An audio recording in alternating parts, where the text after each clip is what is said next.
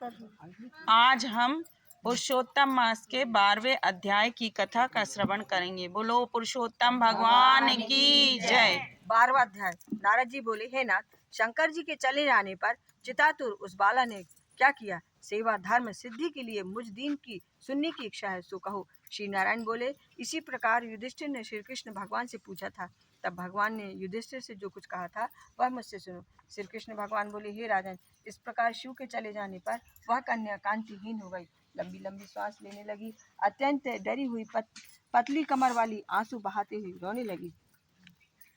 हृदय अग्नि से उसका शरीर जलने लगा और उस तपस्विनी की अवस्था दावाग्नि से जले हुए लता के पत्तों की भांति हो गई। ऐसे दुख पाते हुए जब वह बहुत समय बीत गया, तब काल ने उस तपस्विनी को धर दबोचा, और जैसे बिल में चूहे को सर्प दबोच लेता है, वैसे ही तपस्विनी को बलवान काल ने दबोच लिया।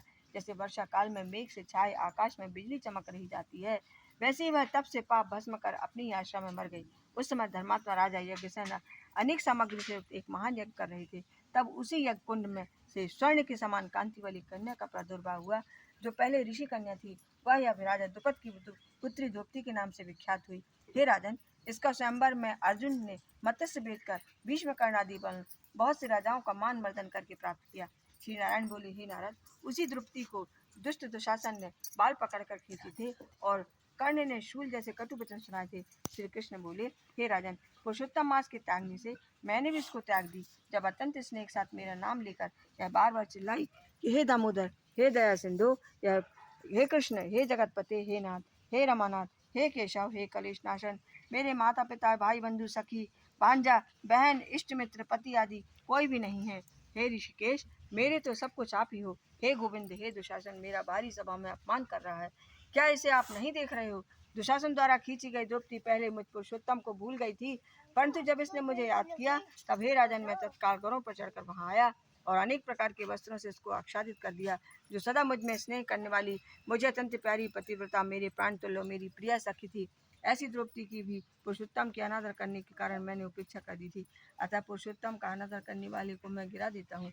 सब प्रकार से पुरुषोत्तम मनुष्यों, मुनियों तथा देवताओं को मान्य है, मन इच्छित फल देने वाला है। इससे अब आने वाले पुरुषोत्तम मास की आराधना करो, ताकि 14 वर्ष पूरे होने पर तुम्हारा अवश्य कल्याण होगा। हे पांडुपुत्र, राजसभा में जिन जिन ने भी द्रौपदी के केशों को खींचते हुए देखा है, मैं उन स्त्रियों के बालों को क्रोध से उखाड़ दूंगा। दुर्योधन आदि राजाओं को यमलोक पहुंचाकर सब शत्रुओं का नाश करके तुम्हें सम्राट बना दूंगा। हे राजन, मुझे लक्ष्मी जी, बलदेव जी, माता देव की, सत्य के, प्रद्युम्न आदि की कोई भी इतना प्रिय नहीं है जितना मुझको मेरे भक्त प्रिय है। जिसने मेरे भक्त को सताया है, मैं उसे सदा पीड़ित करता हूँ। हे पांडुपुत्र,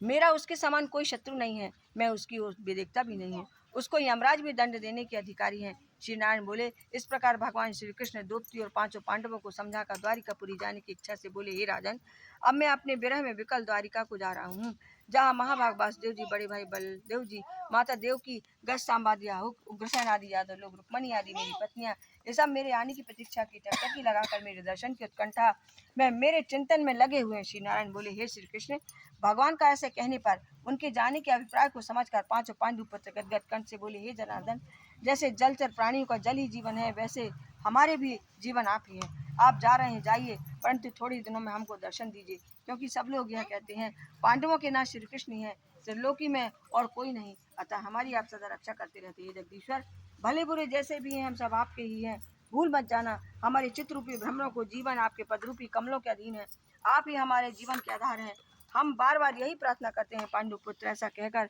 उनके पीछे पीछे चलने लगे। तब श्री कृष्ण भगवान प्रेम मग्न हो रथ पर धीरे धीरे बैठ पांडुपुत्रों को लौटाकर द्वारिकापुरी को चलेगा। श्री नारायण बोले, द्वारिका नाथ श्री कृष्ण के द्वारिकापुरी चले जाने के बाद युधिष्ठिर अपने भाइयों सहित तप नियम व्रत करते हुए तीर्थ यात्रा को चल दिया। हे नारद जी, भगवान के प्रिय पुरुषोत्तम मास में मन लगाकर श्री कृष्ण का वचन स्मरण कर द्रौपदी और छोटे भाइयों से युधिष्ठिर जी बोले, आह, हमने पुरुषोत्तम मास का कितना उच्च महत्व सुना, इसकी बिना आराधना के मनुष्य कैसे सुखी रह सकता है।